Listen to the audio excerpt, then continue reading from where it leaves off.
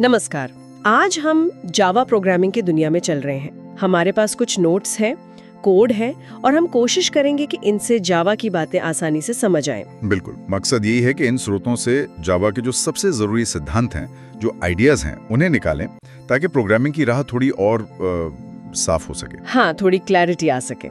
तो चलिए शुरू करते हैं उस पहली सीढ़ी से, हेलो वर्ल्ड से। हाँ, वो क्लासिक शुरुआत। जावा में ये कुछ ऐसा दिखता है ना, पब्लिक क्लास हेलो वर्ल्ड। हाँ, तो इसमें ये पब्लिक क्लास हेलो वर्ल्ड क्या है? देखिए, क्लास तो जावा की बुनियाद है, समझ लीजिए एक ढांचा या ब्लूप्रिंट। हेलो वर्ल्ड उसका नाम हो गया। और पब्लिक मतलब ये क्लास सबके लिए खुली है, कोई भी कोड कहीं से भी इसे इस्तेमाल कर सकता है। और हाँ, एक जरूरी बात, अगर क्लास पब्लिक है तो फाइल का नाम भी बिल्कुल यही होना चाहिए, मतलब helloworld.java। एकदम helloworld.java, नहीं तो एरर आएगी। Static void main string args, ये मेन मेथड है ना, ये इतनी खास क्यों है? हाँ बिल्कुल, ये समझिए एक प्रोग्राम का एंट्री गेट है। यहीं से JVM मतलब जावा वर्चुअल मशीन प्रोग्राम चलाना शुरू करता है। ओके, तो ये पब्लिक स्टैटिक वॉइड क्यों? देखिए, पब्लिक इसलिए ताकि JVM जो क्लास के बाहर है वो इसे कॉल कर सके। अच्छा, स्टैटिक का मतलब है कि इसे चलाने के लिए उस हेलो वर्ल्ड क्लास का ऑब्जेक्ट बनाने की जरूरत नहीं। JVM सीधे क्लास के नाम से इसे चला सकता है, बिना ऑब्जेक्ट के। हाँ, और वॉइड मतलब ये मेथड अपना काम करके खत्म हो जाएगा, कुछ लौटाएगा नहीं, कोई वैल्यू वापस नहीं देगा। और मेन वो खास नाम है जिसे JVM पहचानता है कि हाँ, यहीं से शुरू करना है। और वो स्ट्रिंग आर्ग्स, वो कमांड लाइन से अगर आप कोई इनपुट देते हैं तो वो उसमें आता है। समझ गई। तो ये सब JVM के लिए निर्देश है कि भी प्रोग्राम यहाँ से शुरू करो। बिल्कुल, इसके बिना JVM को पता ही नहीं चलेगा कहाँ से शुरू करना है। और फिर आखिर में आता है system.out.println, ये कंसोल पर लिखने के लिए है। सही, सिस्टम जावा की एक पहले से बनी हुई क्लास है। ओके। आउट उसी सिस्टम क्लास का एक स्टैटिक ऑब्जेक्ट है जो आउटपुट स्ट्रीम से जुड़ा है, मतलब आमतौर पर स्क्रीन से। और println उस आउट ऑब्जेक्ट का मेथड है जो कहता है जो भी तुम्हें दिया गया है, यहाँ हेलो वर्ल्ड, उसे प्रिंट करो और कर्सर अगली लाइन पर ले जाओ। अच्छा, प्रिंट करके नई लाइन। ठीक है। स्रोत में एक और बात थी, अगर क्लास पब्लिक ना हो तो? हाँ, अगर क्लास के आगे पब्लिक नहीं लिखा तो आप फाइल का नाम कुछ भी रख सकते हैं। जैसे मान लीजिए क्लास का नाम हाई है पर पब्लिक नहीं है, तो आप फाइल mycode.java नाम से सेव कर सकते हैं। कंपाइल करेंगे तो hi.class बनेगी और रन भी जावा हाई से करेंगे। और एक ही फाइल में कई नॉन पब्लिक क्लास भी हो सकती हैं। हाँ बिल्कुल, एक फाइल में एक ही पब्लिक क्लास हो सकती है, पर नॉन पब्लिक आप कई डाल सकते हैं। ठीक है, तो हेलो वर्ल्ड से एक बेसिक आइडिया मिल गया। अब कोड लिखने के बाद उसे चलाने के लिए जो तैयारी चाहिए, जैसे JDK इंस्टॉल करना, इसका क्या मतलब है संक्षेप में? देखिए, जावा कोड चलाने के लिए आपको एक किट चाहिए, JDK जावा डेवलपमेंट किट, उसे इंस्टॉल करना पड़ता है। और कभी-कभी कंप्यूटर को बताना पड़ता है कि ये किट कहाँ रखी है। वो एनवायरनमेंट वेरिएबल्स सेट करके करते हैं। ओके। फिर आप कमांड लाइन खोलते हैं, जावा yourcode.java से कोड को कंपाइल करते हैं। इससे डॉट क्लास फाइल बनती है जो बाइट कोड होता है। Byte code? हाँ। और फिर जावा योर कोड कमांड से उस बाइट कोड को JVM पर चलाते हैं। स्रोत में C++ और MinGW का भी जिक्र था। हाँ। ये जावा की तरीके से अलग कैसे है? हाँ, वो अलग है। C++ में जैसे MinGW के साथ कंपाइलर G++ आपके कोड को सीधे मशीन कोड में बदल देता है, मतलब एक .exe फाइल बना देता है। अच्छा। वो फाइल उसी तरह की मशीन पर ही चलेगी जिस पर बनी है। लेकिन जावा में जावा कोड को बाइट कोड डॉट क्लास में बदलता है। ये बाइट कोड किसी खास मशीन के लिए नहीं होता।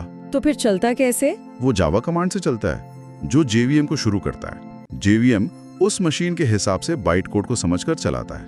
यही जावा का वो राइट वंस रन एनीवेयर वाला फंडा है। हाँ, ये प्लेटफॉर्म इंडिपेंडेंस वाली बात, ये तो बड़ा फर्क है। बिल्कुल। अच्छा, अब आते हैं डेटा पर। जावा में ये प्रिमिटिव और नॉन प्रिमिटिव डेटा टाइप्स होते हैं, ये क्या चीज है? इसको ऐसे समझिए, primitive types int, float, boolean, char वगैरह बहुत सीधे साधे हैं। जैसे int age is equal to 25। इसमें एज वेरिएबल के पास सीधे वैल्यू 25 है। ये ज्यादातर स्टैक मेमोरी में लेते हैं। Stack memory, okay.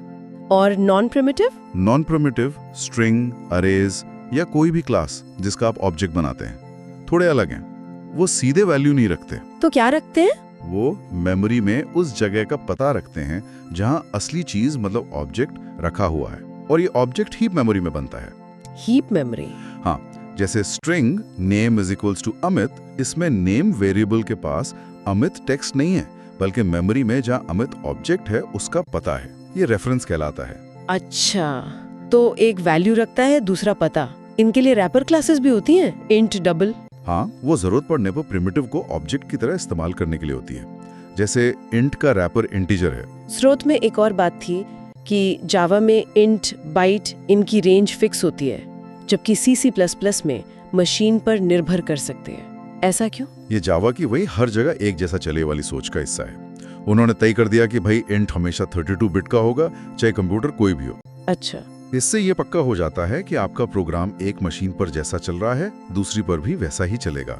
C++ में ये बदल सकता है, तो कभी कभी दिक्कत आ सकती है। जावा आपको इस चिंता से बचाता है। हाँ, ये कंसिस्टेंसी तो जरूरी है। अच्छा, डेटा टाइप्स के बाद आते हैं वेरिएबल्स। इनके भी प्रकार हैं, लोकल, इंस्टेंस, स्टैटिक। क्या फर्क है इनमें? हाँ, इनके काम करने की जगह और तरीका अलग है। लोकल वेरिएबल किसी मेथड या छोटे से ब्लॉक के अंदर ही बनता और इस्तेमाल होता है, उसके बाहर उसकी कोई पहचान नहीं। ठीक है। इंस्टेंस वेरिएबल क्लास के हर ऑब्जेक्ट का अपना होता है, जैसे हर स्टूडेंट की अपनी नोटबुक। ये ऑब्जेक्ट के साथ बनता है। और स्टैटिक? स्टैटिक वेरिएबल पूरी क्लास का साझा होता है, एक ही कॉपी होती है जिसे सारे ऑब्जेक्ट शेयर करते हैं, जैसे क्लासरूम का व्हाइट बोर्ड। इसे स्टैटिक कीवर्ड से बनाते हैं। समझ गए। और ये डिक्लेयर करना और असाइन करना, इंट a = 5 और a = 7 में क्या अंतर है? इंट a = 5, इसमें आप एक नया वेरिएबल a बना रहे हैं, ये डिक्लेरेशन है, और उसे पहली वैल्यू 5 दे रहे हैं, ये इनिशियलाइजेशन है। ओके। a = 7 में आप पहले से बने हुए a की वैल्यू बदल रहे हैं, ये असाइनमेंट है। और क्या हम इंट a = 5 के बाद फिर से इंट a = 6 लिख सकते हैं? नहीं, बिल्कुल नहीं। एक ही स्कोप में, मतलब एक ही दायरे में, आप एक ही नाम का वेरिएबल दोबारा डिक्लेयर नहीं कर सकते, कंपाइलर रोक देगा। ठीक है। स्रोत ये भी कहता है कि लोकल वेरिएबल्स को शुरू में कोई डिफॉल्ट मान नहीं मिलता, पर इंस्टेंस स्टैटिक को मिलता है। ऐसा क्यों? हाँ, ये जावा का एक सेफ्टी फीचर है। इंस्टेंस और स्टैटिक वेरिएबल्स क्लास लेवल पर होते हैं, तो जावा उन्हें एक डिफॉल्ट वैल्यू दे देता है, जैसे इंट को 0, ऑब्जेक्ट रेफरेंस को null, ताकि अगर आप देना भूल भी जाएं तो प्रोग्राम एकदम से क्रैश ना हो। अच्छा। लेकिन लोकल वेरिएबल मेथड के अंदर होते हैं। जावा चाहता है कि आप उन्हें इस्तेमाल करने से पहले जानबूझकर कोई वैल्यू दें। अगर आप बिना वैल्यू दिए उसे यूज करने की कोशिश करेंगे तो कंपाइलर आपको वहीं एरर दे देगा। मतलब ये एक तरह से हमें गलती करने से बचाता है। बिल्कुल, ये कहता है पहले से कोई वैल्यू तो दो, फिर इस्तेमाल करना। समझ गए। अब ऑपरेटर्स पर आते हैं। स्रोत में कई तरह के बताए गए। हाँ, जावा में ऑपरेटर्स की भरमार है। अरिथमेटिक हैं, plus minus, relational, less than, greater than, equal to, logical, and, और, assignment, equal to, plus equal to. एक दिलचस्प जोड़ी है प्री इंक्रीमेंट ++a और पोस्ट इंक्रीमेंट a++। हाँ, इसमें क्या फर्क है? दोनों a की वैल्यू एक बढ़ाते हैं, पर ++a पहले वैल्यू बढ़ाता है, फिर उस बढ़ी हुई वैल्यू को एक्सप्रेशन में इस्तेमाल करता है, जबकि a++ पहले a की पुरानी वैल्यू इस्तेमाल करता है और उसके बाद a की वैल्यू बढ़ाता है। अच्छा, ये छोटा सा फर्क है पर काम का हो सकता है। बिल्कुल। आगे बढ़ते हैं कंट्रोल फ्लो पर, मतलब प्रोग्राम का रास्ता तय करना। कंडीशनल स्टेटमेंट्स हैं, जैसे इफ एल्स, स्विच। हाँ, इफ से हम कोई शर्त चेक करते हैं, अगर सही है तो कुछ कोड चलता है। और इफ एल्स में अगर शर्त सही है तो एक ब्लॉक चलता है, अगर गलत है तो दूसरा एल्स वाला ब्लॉक चलता है। और स्विच कब काम आता है? स्विच तब बढ़िया है जब आपके पास एक वेरिएबल है और उसकी कई अलग अलग फिक्स्ड वैल्यूज के लिए आपको अलग अलग काम करने हैं। जैसे स्रोत में एक उदाहरण था ना, यूजर की चॉइस एज के हिसाब से अलग अलग डेटाबेस ऑपरेशन वाले मेथड कॉल करना। हाँ, याद आया, इंसर्ट या सिलेक्ट के लिए। बिल्कुल, वहाँ स्विच साफ सुथरा कोड लिखने में मदद करता है। और लूप्स भी हैं, फॉर, व्हाइल, डू व्हाइल। इनमें क्या मुख्य अंतर है? फॉर और व्हाइल लूप एंट्री कंट्रोल्ड है, मतलब वो पहले कंडीशन चेक करते हैं। अगर कंडीशन सही है तभी लूप के अंदर का कोड चलता है। अगर पहली बार में ही कंडीशन गलत है तो लूप एक बार भी नहीं चलेगा। अच्छा, और do while? Do while exit controlled है, वो पहले एक बार लूप के अंदर का कोड चला देता है और फिर कंडीशन चेक करता है। तो मतलब वो कम से कम एक बार तो चलेगा ही। हाँ बिल्कुल, चाहे कंडीशन शुरू में ही गलत क्यों ना हो, डू व्हाइल एक बार जरूर चलता है। एक फॉर ईच लूप भी होता है ना, जिसे एनहांस्ड फॉर लूप कहते हैं। हाँ, वो अरेज और कलेक्शंस पर आइटरेट करने का, मतलब उनके हर एलिमेंट पर एक एक करके जाने का बहुत आसान तरीका है। आपको इंडेक्स वगैरह की चिंता नहीं करनी पड़ती। सिंटैक्स कैसा होता है? जैसे अगर num एक इंटीजर अरे है तो for int le colon num bracket, इसमें le वेरिएबल में हर बार अरे का अगला एलिमेंट अपने आप आ जाएगा। काफी आसान लगता है ये तो। हाँ, ये बहुत सुविधाजनक है। और हाँ, एक मजे की बात, फॉर कोलोन कोलोन लिखने से जावा में हमेशा चलने वाला मतलब इन्फिनिट लूप बन जाता है। अरे वाह। अच्छा, अब आते हैं एरेज पर। ये तो डेटा का कलेक्शन है, इन्हें बनाते कैसे हैं? अब बताते हैं कि किस टाइप का डेटा रखना है और कितने एलिमेंट रखने हैं। जैसे int scores is equals to new int 10, ये 10 इंटीजर रखने की जगह बना देगा। और अगर वैल्यूज पहले से पता हो तो आप सीधे भी दे सकते हैं, जैसे string names is equals to Rahul, Priya, Amit. Elements तक कैसे पहुंचते हैं? इंडेक्स नंबर से, जो 0 से शुरू होता है। तो स्कोर 0 पहला स्कोर देगा, स्कोर्स 1 दूसरा, और ऐसे ही। एरे को प्रिंट करते समय एक दिक्कत आती है। सीधे system.out.println एरे करें तो कुछ अजीब सा i@ कोड जैसा प्रिंट होता है। ये क्या है? हाँ, ये बहुत कॉमन कंफ्यूजन है। जब आप सीधे एरे वेरिएबल को प्रिंट करते हैं तो जावा उसके अंदर की वैल्यूज नहीं दिखाता, वो ऑब्जेक्ट का इंटरनल रिप्रेजेंटेशन दिखाता है। टाइप i मतलब इंटीजर एरे और उसका मेमोरी एड्रेस से जुड़ा हैश कोड। तो फिर एलिमेंट्स कैसे प्रिंट करें? उसके लिए आपको java.util.arrays क्लास का toString मेथड इस्तेमाल करना होगा। systemout.println arrays.toString r, ये एरे के एलिमेंट्स को एक बढ़िया पढ़ने लायक स्ट्रिंग में बदल देता है। अच्छा, arrays.toString, ये याद रखना होगा। हाँ, या फिर आप खुद फॉर लूप लगाकर एक एक एलिमेंट प्रिंट कर सकते हैं। ठीक है, अब एक बहुत जरूरी टॉपिक पर आते हैं, मेमोरी। स्टैक बनाम हीप। स्रोत कहता है कि जब इंट जैसा प्रिमिटिव टाइप मेथड को पास करते हैं तो मेथड के अंदर उसे बदलने पर भी ओरिजिनल वैल्यू नहीं बदलती। क्यों? हाँ, इसे कहते हैं पास बाय वैल्यू। जब आप इंट, फ्लोट, बुलियन जैसा प्रिमिटिव टाइप किसी मेथड को भेजते हैं तो जावा उसकी वैल्यू की एक कॉपी बनाता है। एक कॉपी? हाँ, एक फोटोकॉपी समझिए, और वो कॉपी मेथड को दी जाती है। ये कॉपी आमतौर पर स्टैक मेमोरी पर बनती है। मेथड उस कॉपी के साथ जो भी करता है, असली वेरिएबल पर कोई फर्क नहीं पड़ता। मेथड खत्म होते ही वो कॉपी भी खत्म। अच्छा, इसलिए ओरिजिनल वैल्यू सेफ रहती है। बिल्कुल। और जब एरे या कोई ऑब्जेक्ट पास करते हैं तब मेथड के अंदर किए गए बदलाव बाहर भी दिखते हैं। इसे पास बाय रेफरेंस वैल्यू क्यों कहते हैं? हाँ, यहाँ कहानी थोड़ी अलग है। एरे और ऑब्जेक्ट्स बनते हैं हीप मेमोरी में। हीप बड़ी मेमोरी होती है और चीजें वहां ज्यादा देर तक रहती हैं। जब आप एरे या ऑब्जेक्ट का वेरिएबल, जो असल में उसका रेफरेंस या पता होता है, मेथड को पास करते हैं तो जावा उस पते की कॉपी बनाता है। पते की कॉपी, वैल्यू की नहीं? हाँ, पते की कॉपी। अब मेथड के पास जो कॉपी है और जो ओरिजिनल पता है, दोनों हीप में उसी एक ऑब्जेक्ट की तरफ इशारा कर रहे हैं। अच्छा। तो अगर मेथड उस पते की कॉपी का इस्तेमाल करके हीप वाले ऑब्जेक्ट में कोई बदलाव करता है, जैसे एरे का कोई एलिमेंट बदल दिया, तो वो बदलाव तो असली ऑब्जेक्ट में हुआ ना। हाँ, क्योंकि दोनों उसी को पॉइंट कर रहे हैं। बिल्कुल, इसलिए वो बदलाव मेथड के बाहर भी दिखता है। इसे पास बाय रेफरेंस वैल्यू कहते हैं, क्योंकि पास तो रेफरेंस पता की वैल्यू कॉपी हो रही है, पर असर असली ऑब्जेक्ट पर पड़ता है। ये stack, heap, pass by value, pass by reference, ये समझना तो बहुत ही जरूरी लगता है। हाँ, ये जावा के काम करने के तरीके की जड़ है, खासकर जब आप समझना चाहते हैं कि आपका डेटा कब बदल रहा है और कब नहीं। और मेथड खत्म होने के बाद हीप वाले ऑब्जेक्ट का क्या होता है? वो तुरंत डिलीट नहीं होता। जावा में एक ऑटोमेटिक क्लीनर है, गार्बेज कलेक्टर। Garbage collector? हाँ, जब जीसी को लगता है कि हीप में पड़े किसी ऑब्जेक्ट को अब कोई भी रेफर नहीं कर रहा, मतलब उसका पता किसी के पास नहीं बचा, तो वो उसे मेमोरी से हटा देता है ताकि जगह खाली हो सके। अच्छा, ये ऑटोमेटिक होता है, ठीक है। अब आते हैं ऑब्जेक्ट ओरिएंटेड प्रोग्रामिंग यानी ऊप्स के सिद्धांतों पर। क्लास और ऑब्जेक्ट की बात तो हमने की थी, क्लास, ब्लूप्रिंट, ऑब्जेक्ट इंस्टेंस। हाँ, क्लास में दो चीजें होती हैं, डेटा मेंबर्स, वेरिएबल्स, और मेंबर मेथड्स, फंक्शंस। वेरिएबल्स बताते हैं ऑब्जेक्ट क्या है, मेथड्स बताते हैं ऑब्जेक्ट क्या कर सकता है। और क्या क्लास के मेथड्स अपने डेटा मेंबर्स को एक्सेस कर सकते हैं, भले ही वो प्राइवेट हो? हाँ बिल्कुल, क्लास के अंदर मेथड्स को अपने ही घर के प्राइवेट सदस्यों, वेरिएबल्स तक पहुंचने की इजाजत होती है। अब ये कंस्ट्रक्टर क्या चीज है? इसका नाम क्लास जैसा ही क्यों होता है? कंस्ट्रक्टर एक स्पेशल मेथड है। इसका काम है जब ऑब्जेक्ट बनता है न्यू कीवर्ड से, तब उसे इनिशियलाइज करना, मतलब उसकी शुरुआती तैयारी करना। जैसे? जैसे उसके इंस्टेंस वेरिएबल्स को स्टार्टिंग वैल्यू देना।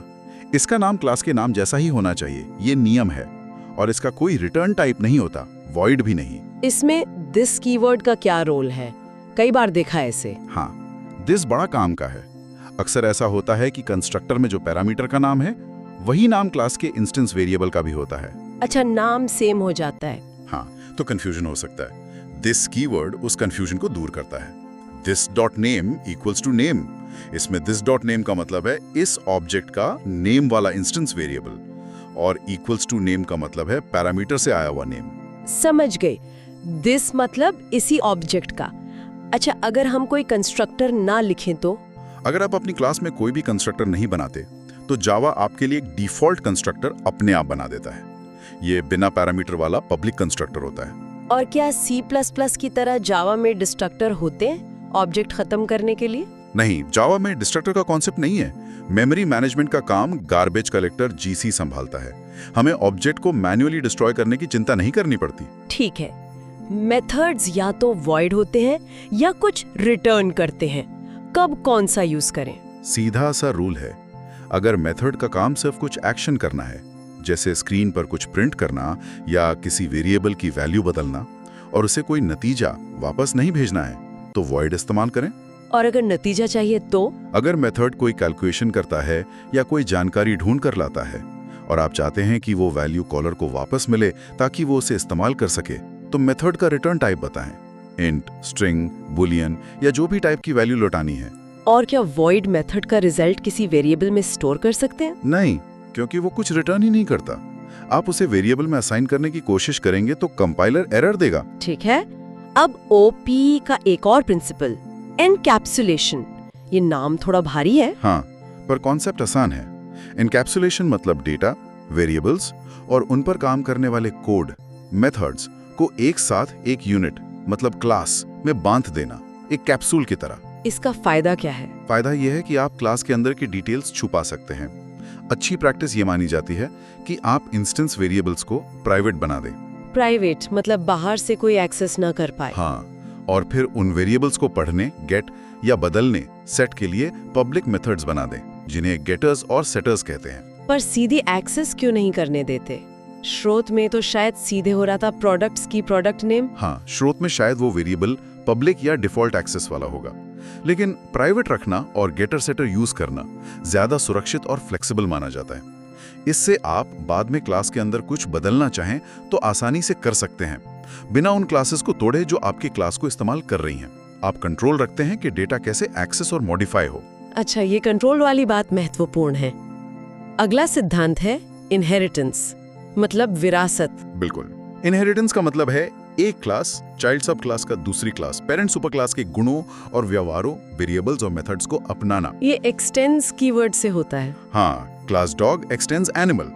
इससे कोड रीयूज होता है। डॉग को एनिमल वाले सारे गुण मिल जाते हैं और वो अपने खुद के भी जोड़ सकता है। इसमें सुपर का क्या काम है? सुपर का इस्तेमाल चाइल्ड क्लास के कंस्ट्रक्टर से पेरेंट क्लास के कंस्ट्रक्टर को कॉल करने के लिए होता है। अक्सर ये कंस्ट्रक्टर की पहली लाइन होती है। ठीक है। फिर आता है पॉलीमॉर्फिज्म। इसका मतलब था अनेक रूप। हाँ, पॉलीमॉर्फिज्म का मतलब है कि कोई चीज जैसे मेथड कॉल या ऑब्जेक्ट रेफरेंस अलग अलग सिचुएशन में अलग अलग तरीके से बिहेव कर सकती है। जावा में ये दो मुख्य तरीकों से दिखता है। कौन से दो तरीके? पहला है मेथड ओवरलोडिंग। एक ही क्लास में एक ही नाम के कई मेथड हो सकते हैं, बस उनमें पैरामीटर्स अलग अलग होने चाहिए, नंबर ऑफ पैरामीटर्स या टाइप ऑफ पैरामीटर्स। अच्छा, जैसे ऐड मेथड, 2 नंबर भी जोड़े और 3 भी। बिल्कुल। कंपाइलर पैरामीटर्स देखकर समझ जाता है कि कौन सा वाला ऐड कॉल करना है। और दूसरा है मेथड ओवरराइडिंग। ये इनहेरिटेंस के साथ होता है, जब चाइल्ड क्लास पेरेंट क्लास से मिले किसी मेथड को अपनी खुद की इंप्लीमेंटेशन देती है। जैसे एनिमल क्लास में एक मेक साउंड मेथड हो, डॉग क्लास उसे ओवरराइड करके वो फूफ प्रिंट करे और कैट क्लास ओवरराइड करके म्याऊ प्रिंट करे। कॉल आप animal.makeSound ही करेंगे, पर आउटपुट ऑब्जेक्ट के असली टाइप डॉग या कैट पर निर्भर करेगा। एड ओवरराइड एनोटेशन लिखना अच्छी आदत है। ये तो काफी पावरफुल लगता है। और आखिरी स्तंभ एब्स्ट्रैक्शन। एब्स्ट्रैक्शन का मतलब है जरूरी चीजें दिखाना और अंदर की डिटेल्स या कॉम्प्लेक्सिटी छुपा लेना। जैसे आप कार चलाते हैं तो आपको स्टीयरिंग, ब्रेक, गियर पता होता है, पर इंजन कैसे काम कर रहा है वो जानने की जरूरत नहीं। जावा में ये कैसे होता है? जावा में ये एब्स्ट्रैक्ट क्लास और इंटरफेस के जरिए अचीव किया जाता है। एब्स्ट्रैक्ट क्लास एक ऐसी क्लास होती है जिसका आप सीधे ऑब्जेक्ट नहीं बना सकते, वो अधूरी होती है। अधूरी मतलब? उसमें कम से कम एक एब्स्ट्रैक्ट मेथड हो सकता है। एब्स्ट्रैक्ट मेथड वो होता है जिसकी सिर्फ घोषणा होती है, बॉडी कोड नहीं होती। तो उसकी बॉडी कौन लिखता है? जो भी क्लास उस एब्स्ट्रैक्ट क्लास को एक्सटेंड्स करेगी, उसकी जिम्मेदारी होती है कि वो सारे एब्स्ट्रैक्ट मेथड्स की बॉडी लिखे, उन्हें इंप्लीमेंट करे। स्रोत में इसे टेम्पलेट कहा गया था, तो ये टेम्पलेट कैसे हुआ? हाँ, एब्स्ट्रैक्ट क्लास एक तरह का टेम्पलेट या ढांचा सेट करती है। वो कहती है, देखो भाई, अगर तुम्हें मेरी तरह का बनना है, मुझे एक्सटेंड करना है, तो तुम्हें कम से कम ये काम एब्स्ट्रैक्ट मेथड्स तो करने ही पड़ेंगे। वो क्या करना है ये बताती है, पर कैसे करना है ये चाइल्ड क्लास पर छोड़ देती है। अच्छा, तो ये एक तरह का कॉन्ट्रैक्ट हो गया। बिल्कुल। एब्स्ट्रैक्शन के लिए इंटरफेस भी है, वो एब्स्ट्रैक्ट क्लास से अलग कैसे है? इंटरफेस और भी ज्यादा एब्स्ट्रैक्ट होता है। पुराने जावा वर्जन में तो ये समझिए 100% एब्स्ट्रैक्ट क्लास थी। इसमें सिर्फ कांस्टेंट, पब्लिक स्टैटिक फाइनल और एब्स्ट्रैक्ट मेथड ही हो सकते थे। जावा 8 के बाद इसमें डिफॉल्ट और स्टैटिक मेथड भी आ गए हैं। तो मुख्य अंतर क्या है? मुख्य अंतर ये है कि एक क्लास सिर्फ एक ही क्लास को एक्सटेंड कर सकती है, no multiple inheritance for classes. लेकिन एक क्लास कई इंटरफेसेस को इंप्लीमेंट कर सकती है। इंटरफेस असल में कॉन्ट्रैक्ट है जो बताता है कि क्लास को क्या क्या करना आना चाहिए। एब्स्ट्रैक्ट क्लास थोड़ी इंप्लीमेंटेशन भी दे सकती है और उसमें इंस्टेंस वेरिएबल भी हो सकते हैं। इंटरफेस में ये पुराने वर्जन में नहीं था।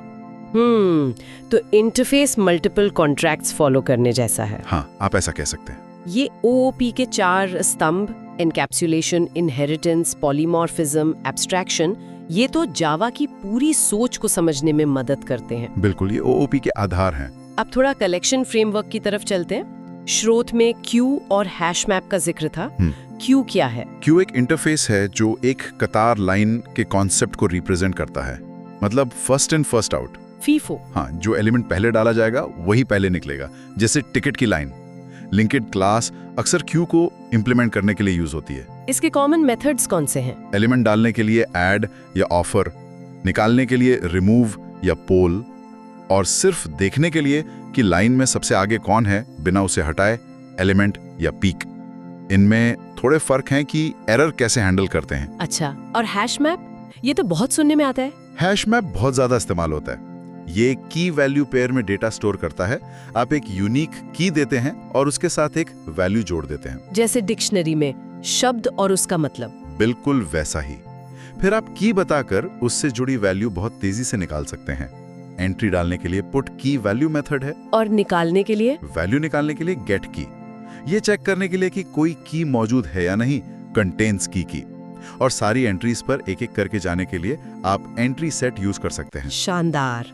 ये की वैल्यू वाला कॉन्सेप्ट तो कई जगह काम आता होगा। बहुत जगह। अच्छा, अंत में कुछ और नियम जो स्रोत में थे, जैसे एक जावा फाइल में सिर्फ एक ही पब्लिक क्लास हो सकती है। हाँ, ये पक्का नियम है। एक .जावा फाइल में ज्यादा से ज्यादा एक ही क्लास पब्लिक हो सकती है, और अगर कोई क्लास पब्लिक है तो फाइल का नाम उसी क्लास के नाम पर होना चाहिए। और non public? Non public classes आप उसी फाइल में जितनी चाहे उतनी बना सकते हैं। ठीक है।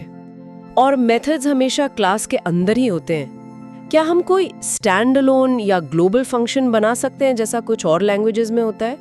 नहीं, जावा स्ट्रिक्टली ऑब्जेक्ट ओरिएंटेड है। हर मेथड किसी न किसी क्लास या इंटरफेस का मेंबर होना चाहिए, कोई ग्लोबल फंक्शन नहीं होते। तो अगर हमें कोई ऐसा हेल्पर फंक्शन चाहिए जो किसी खास ऑब्जेक्ट से जुड़ा ना हो, जैसे कोई मैथ यूटिलिटी, उसके लिए आप एक यूटिलिटी क्लास बना सकते हैं और उसके अंदर मेथड को स्टैटिक बना सकते हैं। फिर आप उसे क्लास के नाम से सीधे कॉल कर सकते हैं, जैसे maths.random या arrays.toString। ऑब्जेक्ट बनाने की जरूरत नहीं। अच्छा, स्टैटिक मेथड यहाँ काम आते हैं। पैरामीटर और आर्गुमेंट में क्या फर्क है? ये शब्द अक्सर कंफ्यूज करते हैं। आसान है। जब आप मेथड डिफाइन करते हैं तो ब्रैकेट में जो वेरिएबल लिखते हैं, जैसे void print sum int num1 int num2 में num1 और num2 वो पैरामीटर्स हैं। ओके। और जब आप उस मेथड को कॉल करते हैं और असली वैल्यूज पास करते हैं, जैसे print sum 10 20 में 10 और 20 वो आर्ग्यूमेंट्स हैं। समझ गई। पैरामीटर डेफिनेशन में, आर्ग्यूमेंट कॉलिंग में। हाँ। और न्यू कीवर्ड का असली काम क्या है? न्यू कीवर्ड ही है जो असल में ऑब्जेक्ट बनाता है। ये 3 काम करता है। पहला, हीप मेमोरी में ऑब्जेक्ट के लिए जगह एलोकेट करता है। दूसरा, उस ऑब्जेक्ट के कंस्ट्रक्टर को कॉल करता है ताकि ऑब्जेक्ट इनिशियलाइज हो सके। और तीसरा, उस नए बने ऑब्जेक्ट का रेफरेंस, पता लौटाता है। तो न्यू के बिना ऑब्जेक्ट नहीं बनेगा? नहीं, सामान्य ऑब्जेक्ट के लिए न्यू ही इस्तेमाल होता है। बहुत बढ़िया। तो ये जावा के बुनियादी कॉन्सेप्ट्स पर एक अच्छी खासी चर्चा हो गई class, method, data types, control flow, फिर वो मेमोरी वाला हिस्सा, स्टैक हीप, ओओपी के सिद्धांत और आखिर में कुछ कलेक्शंस का परिचय। हाँ, ये सब जावा के बिल्डिंग ब्लॉक्स हैं। इनके बिना आगे बढ़ना मुश्किल है। बिल्कुल। तो अब जाते जाते एक सवाल छोड़ जाते हैं सोचने के लिए। हाँ जरूर। ये जो हमने जावा के मूल सिद्धांत समझे, ये सिर्फ कोड लिखने की बात नहीं है। ये समझना कि चीजें क्यों ऐसे काम करती हैं, जैसे स्टैक और हीप अलग क्यों है, या एब्स्ट्रैक्शन का असली मकसद क्या है, ये समझ प्रॉब्लम सॉल्विंग के नजरिए को कैसे बदल सकती है। अच्छा सवाल है। क्या ये क्यों जानने से हम वाकई बेहतर, ज्यादा टिकाऊ और कुशल कोड लिख पाते हैं, या सिर्फ सिंटैक्स जानना काफी है? इस पर सोचने लायक बात है।